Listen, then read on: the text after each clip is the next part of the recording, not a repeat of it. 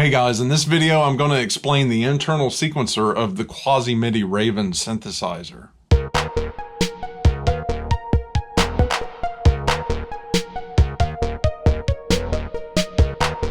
This is kind of a obscure synthesizer that has a cult following. It's from the 90s, and I've had some requests to do this video, even though there might be 10 people that want to see it. But here it is. Gonna shoot it, camera, mic, just for easy to edit, and we're gonna get into this thing here. I'm gonna do an overview of how this thing functions. You basically have two modes: performance, which is multi-timbral synthesizer, and there's a sequencer mode. Over here, these edit buttons. When you press these, picture it opening a new window on a computer. So if you press song, it means you want to edit song, and it's going to open a new window for you. Just always look at this exit as like the X to close the window out. You see what I'm saying? That solves some confusion right there. I fired this thing up. It's in performance mode, but I'm not going to talk about the performance section. We want to talk about the sequencer section. Something else to think about with the Raven is it can have 10 songs in it. Out of the 10 songs, it will tell you which song you're on right here. So just think 10 saved songs, and you have up to 9 patterns per song. That's the way the Raven is thinking about stuff. You know DAWs like I think Ableton? You can sit there and do a measure loop. We can put together 4-bar patterns. Then when you put the song together, you say what you want to go where, pattern-wise. To change songs in this sequencer, out of your 10 songs, you use these song bank thingies. If you page to a different song, you could lose all of the sequences you were working on in the song you just moved away from if you didn't have it saved. Most of the time it will prompt you, hey, you'll lose all changes, do you want to save? But it doesn't do it all the time. And then sometimes it will auto save. This is a very quirky sequencer. You can have something saved and you start doing edits. And if I don't like it, I can just song out, come back in my saved position. Sometimes it will just auto save, and if you screwed something up thinking that you're all good because you had it saved as a save point and it's permanent again, there are certain things you can do with this sequencer where it will change the sequence and mess it up. It's like a glitch. You can have a sequence pattern here you were working on, make a copy and copy it to different things here, and it could screw the sequencer information up. I don't know why. The best thing I can say is if you have one of these and you're wanting to mess with the sequencer all the time, just mess with it, man, and you'll start knowing what it does and what it doesn't do and how it's going to screw something up. You'll learn when it screwed something up, and you'll know not to do that again. I create sequences on this thing like this.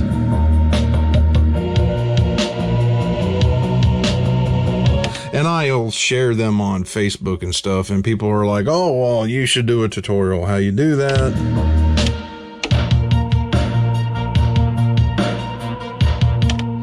Yeah, I got that on song 1. Now, by doing this and going to song 2, had I made changes and not saved them to that song 1, any changes I made would be gone. Do not use these 2 buttons when you're sequencing, man.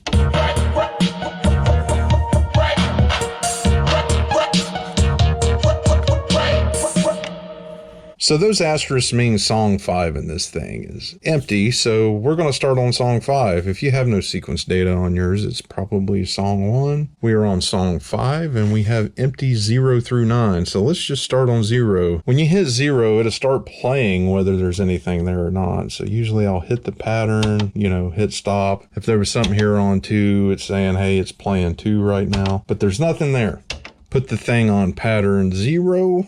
Stop it there, and we want to open up a edit pattern window, quote unquote. So we're going to edit song, and it brings up this menu here. In this menu here, when it says create, it's sort of referring to motifs that you're going to use. So I don't use the create. It's always the edit. We want to edit this pattern 0 that we're on. So hit the soft button under that. So we're going to select edit pattern 0 here. Now, if you want, you can load a factory pattern in that spot, and then edit that. Hit this, and it brings you over here. There's motif A, and this is always no, which is nothing, but of course you can start going through the motif numbers over here.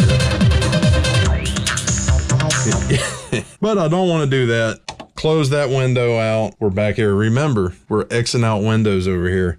edit pattern, 0. I'm just going to click OK because I want it to remain empty. It's playing 0, stop. Certain things you just get used to doing, like hitting stop. And if you want to exit out of all windows, you just kind of tap exit a few times. It's just something you get in the habit of doing. These menus, I have pages, as this is page 1. Move this turn thingy here. Page 2, page 3, page 4, page 5. See what I'm saying? You can navigate there. This is page 1 of the edit page. You could select a factory motif if you want. We're not going to do that. We're going to page to page 2. Page 2 is the mixer section for the first 4 instrument slots here. Kick through percussion, page over to page 3, and it's the remaining 4 bass sequence, blah, blah, blah, blah. This is just mixer section. When you're on these pages, these turn everything up and down. Page 4, now we're in the actual sequencer section. For some reason, there's just like a default blank thing in here. Let's go to page 5. This is where you're going to hit record and stuff. This is the type of recording you're doing. Normal is where you just overwrite anything. You know, there's dynamic and then there's dub. Dub means it won't erase what was originally there. If you use the quantize feature, that's what the quantize is set at. When I'm creating beats on this thing that are just patterns, I'm basically going back and forth between these two menus right here, 4 and 5. Any of these instruments you push is corresponding to this menu. Like right now it's on the kick track. If you hit snare, it's on the snare track, kick, hi-hat. When you clear this track, it's completely reset. I'm going to go through each track and clear it. So here's the clear button. Some of these tracks have different lengths. What I want to do is go through all of them and change them to 4 bars. You can go up to 8 on each loop pattern. Remember your Ableton mentality type thing? Got to go through each track and change this because each pattern on different tracks, it can be different lengths that are looping. I like having everything a uniform 4 bars. This is like my pre-sequence prep. Just going through, change them all to 4.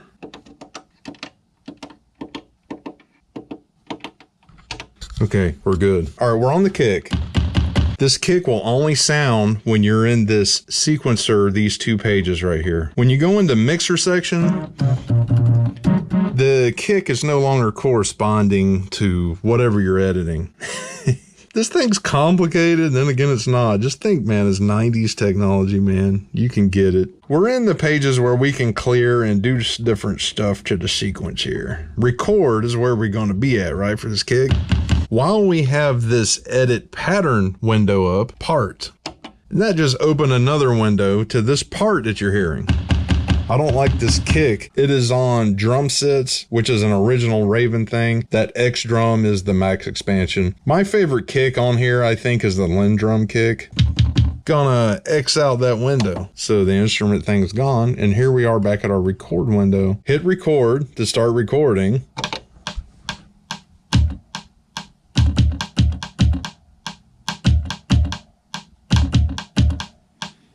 Once it hits that 4 bars, quantize it to snap it to grid. You don't have to. A lot of people ask about, hey, grid sequencing and stuff. You can do that on this, but I just play it in real time and snap it to grid with quantize.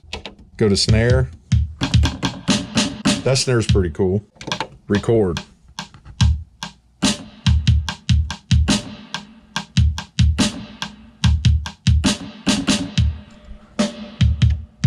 Quantize, snap it to grid. Hi-hat. I guess we'll go with that.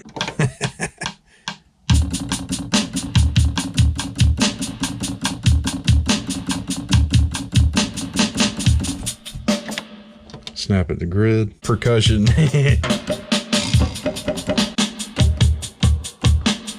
Okay.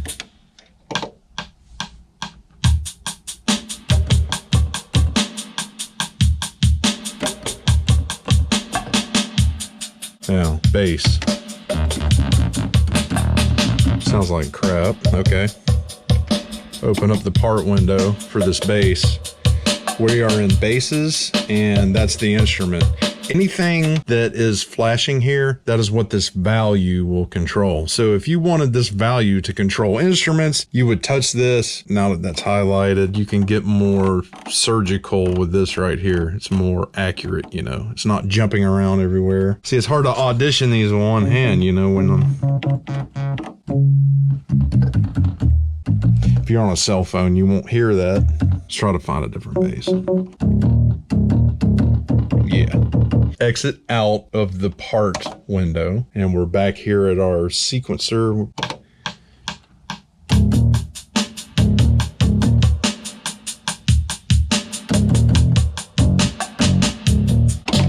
The instrument one, sequence one, you know, open up the part thing. Now let's go into the, you know, the max expansion thing. A lot of these sounds I don't like, dude. So the Raven isn't the best sounding synth in the world, you know, but it is cool, you know.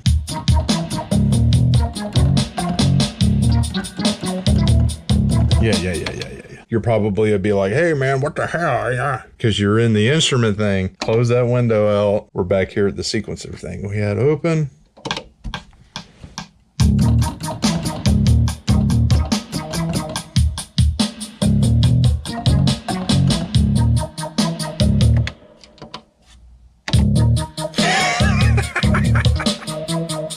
Oh, there was a hiccup in that, right?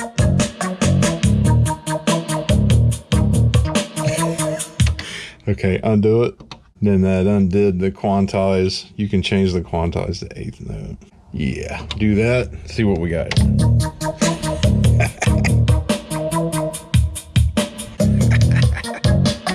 This is the 7th thing. Instrument sequence 2. What do we want to put here, guys? Leads. See what that sound like. Let's do that.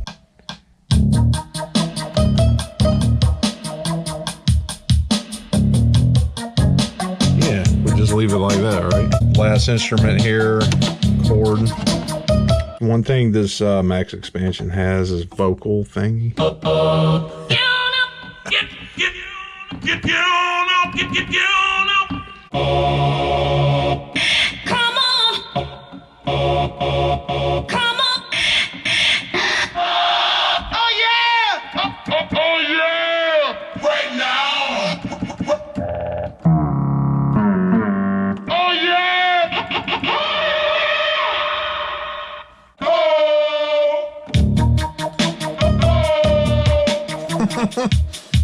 Let's roll with it.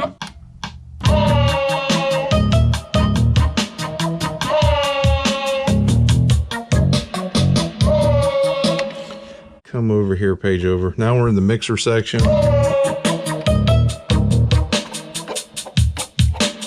Click over again, page 2. This is the percussion.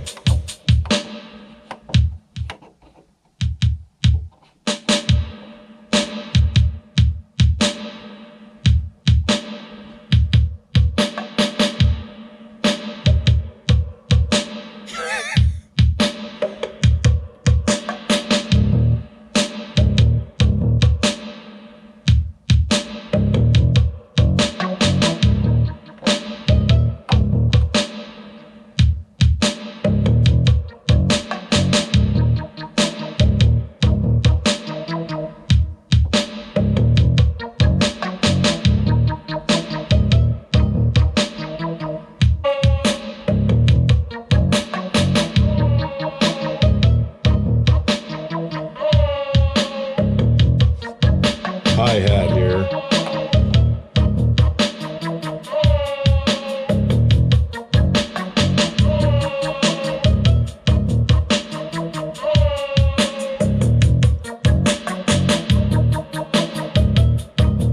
We'll leave the oh. Now that that's done, we can close this edit window out, right? You hit the X on it. And here you are at the sequencer menu. So from this menu is where you're performing the sequence you made. You can mix it from here. Can't do any editing, all right? You can change levels and stuff. Probably mess with the effects. And in this main performance menu, you can add, you can mute stuff.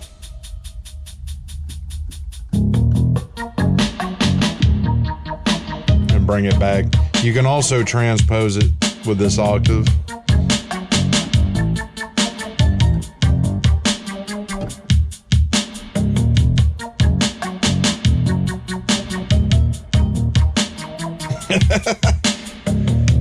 Okay, as long as you don't change songs, you see right here, I'm on song 5. If you was to press any of these two, everything we just did would be dumped, gone. The Raven will maintain this in its temporary memory until you change the song. That might cause confusion to some people because they think, hey, my sound is still here. I can turn this thing off, put it in storage for a month, turn it back on. Yeah, there's my sound. As soon as you change the song, boom, gone. So you need to save this. Go over here to write pattern song. Yes. You can call it whatever you want. Let's just call it Untitled for now, but you can go through and change all of that stuff. This navigates back and forth and this changes the digit. We'll call it Tinnipitildig. We're going to save it to Untitled 5, which was the blank one that was there. Okay. And it's going to ask you, hey, override Untitled? Just that one last verification question. Okay. And it just stored it. It's still going to say write pattern, write song, but that's because you're in the right window. Close the right window out. Now this is saved to song 5. Now you can press the button that will change the song and dump everything that you were working on. That's a song 3 spot. We'll go back to song 5, which is what we just saved. There's your sequence. Quirky things about this thing that makes me angry is I want to copy this to the different slots, right? I may have said before, if you do that, it links everything together. So any changes you made to one, it changes to all of them, except for mixer settings. Let's go ahead and do this. We're going to put together a song, right? Anytime you hit a part button, it just automatically starts playing that pattern. If you hit play, it plays what is stored as a song. So just by hitting stop and play in play mode, it plays your song. And if you want to hear the loops that you have in the song, you press this. The only loop we have right now is 0.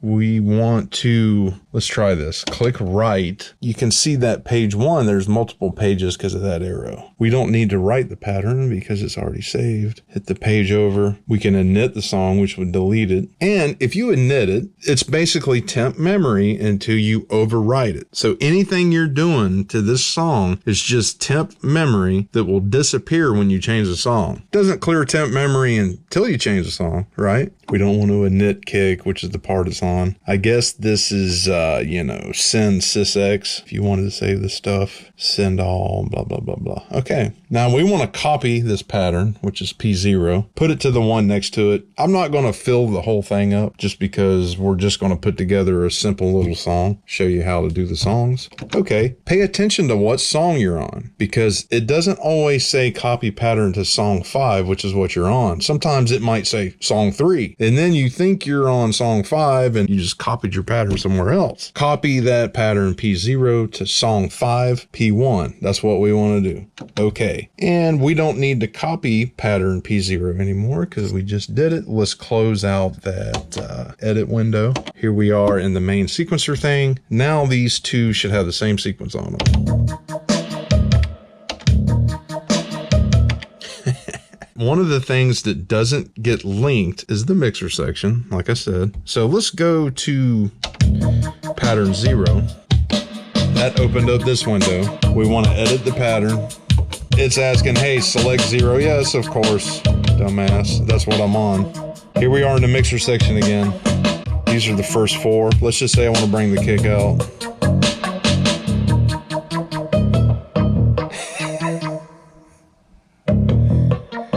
What do we want to do, like just bass for the intro?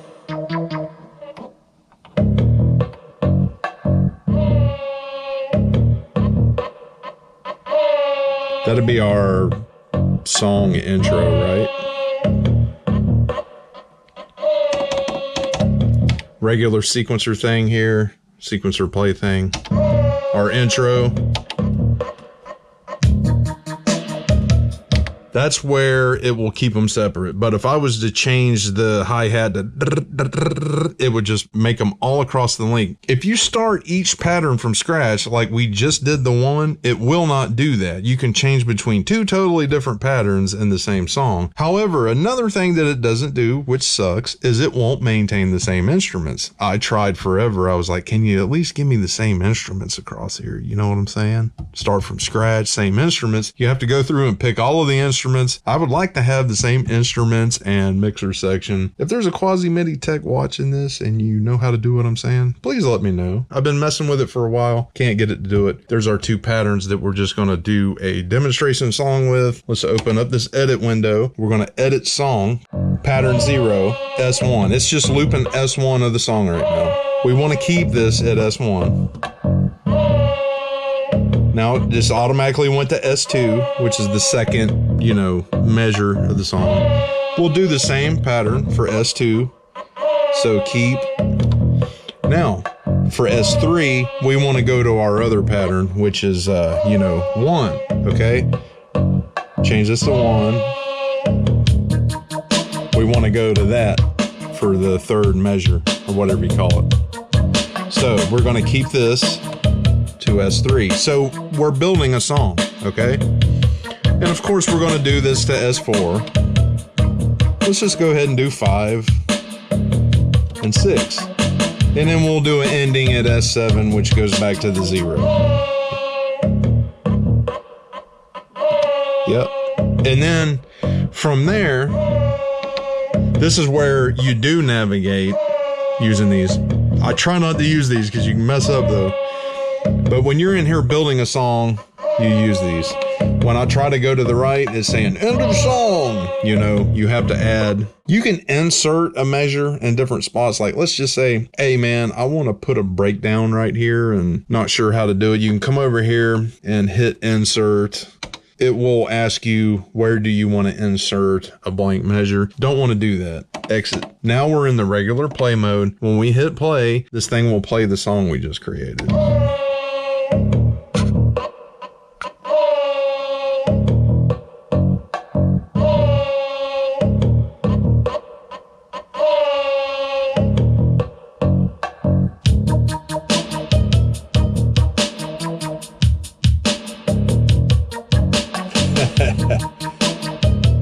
And if you go through and build all 9 of the parts, you can put them in any order you want.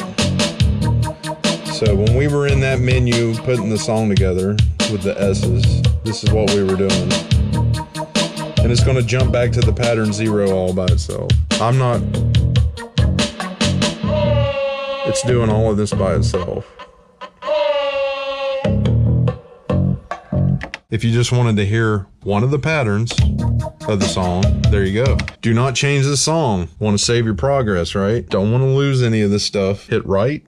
So basically what I'm saying is when you save a song, it's saving everything here and the actual song information. You can't just say, hey, I want to save this pattern only and blah, blah, blah. It's just saving all of this together. These are parts you have for each of the 10 songs. Yes, we're going to write, 2-5. Yes, that's where we're writing it. And do you want to overwrite the that was there? Okay, there it is. It's saved. Close out of this right window. While the song is playing, there is a solo instrument that you can be playing for live situation. You can page over to page 4. This is the solo instrument that the keyboard is on right now. This is the volume of the instrument, so you can turn it up and down. So you just built your song that you're going to perform live over. You can just do drums or anything. Dude, this is actually pretty badass. You're going to do a show. You can have your whole rhythm section behind you, 10 songs, and then you perform. I can't play keyboards very well, but yeah. This M right here is the arpeggiator. We turn that on. Motivator. That's what I think it's calling the arpeggiator in this. Let's change the instrument.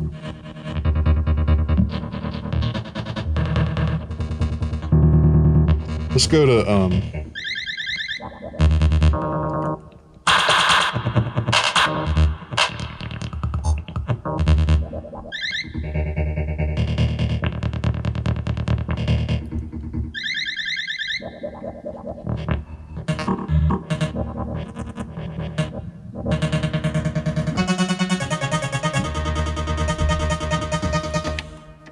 And there's a way to go into the motivator settings. We want to bring up the effects edit motivator, and it's set to arpeggio. So I guess it can do multiple things. Let's just not do hold. That's page 1. I've never even messed with this thing. I think it's kind of fast, right? Bring that to 8.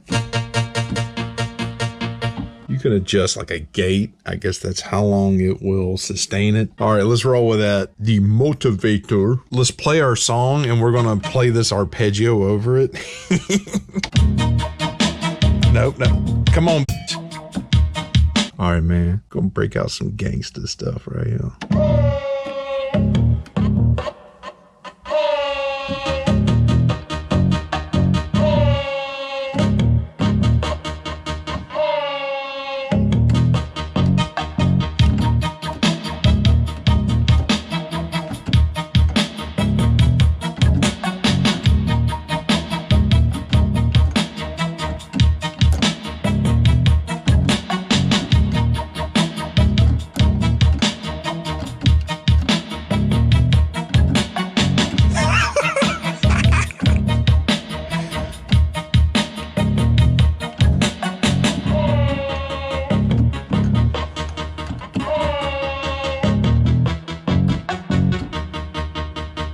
Oh my God, man, that was badass. In a nutshell, man, that is how this Raven is set up, man. You go over here to performance, and these are your presets. There's 4 synths right here. You got the type of synth that each of the 3 sounds are. Go over a page, page 2. This is the actual sound that it's on. Like if you wanted to just hear individual patches, you could do that on the sequencer mode that we were just in. What's awesome about this keyboard, man, is this patch right here, right? It's got the effects and stuff on it. We could just start changing the instruments, right? And it just comes up with a totally different sound because you're changing all the instruments.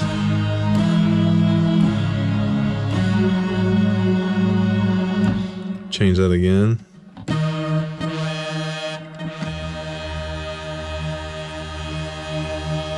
You know what I mean, man?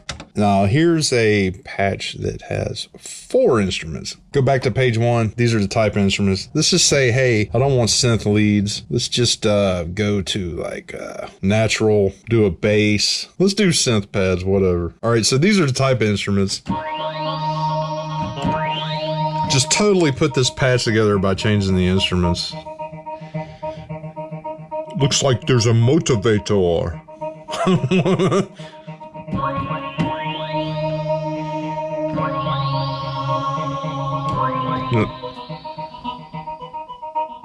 Anyway, if you want to stop the motivator, hit stop. Might sound like I'm hitting these buttons hard, but I'm just doing a... I think that concludes the video, guys. Thank you so much for checking the video out, guys. Subscribe if you haven't, and I will see you next video. Right.